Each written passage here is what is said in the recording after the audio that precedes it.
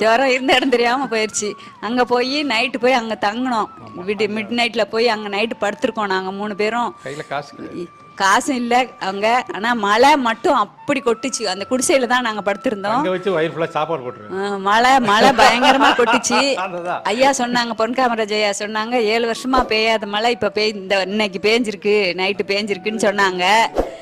பொண்ணு சாமிக்கு பாத பூஜை பண்ணுங்க. நாங்கள் காசே எங்கள்கிட்ட இல்லை. அப்போது ரொம்ப கஷ்டப்பட்டுட்டு இருந்தோம். உடனே சாமி நீங்கள் பண்ணிட்டு போங்கன்னு சொன்னாங்க. உடனே விடிஞ்சதும் சாமிக்கு பாத பூஜை முதல்ல அவளை எழுதி கொடுத்து, என் பிள்ளைய உன் பாத்திரம் ஒப்படைச்சிட்டோன்னு எழுதி கொடுத்து பாத பூஜை பண்ணோம். அது பண்ணதுலேருந்து என் பிள்ளைய அவர் தான் எல்லாம் நல்லது கெட்டதெல்லாம் பார்த்து அவரை இது வரைக்கும் வளர்த்துக்கிட்டு இருக்காரு. அவளோட வாழ்க்கையும் அவர் நல்லபடியாக அமைச்சு கொடுப்பாருன்னு ஒப்படைச்சிட்டு உட்காந்துருக்கோம், காத்துக்கிட்டு இருக்கோம்.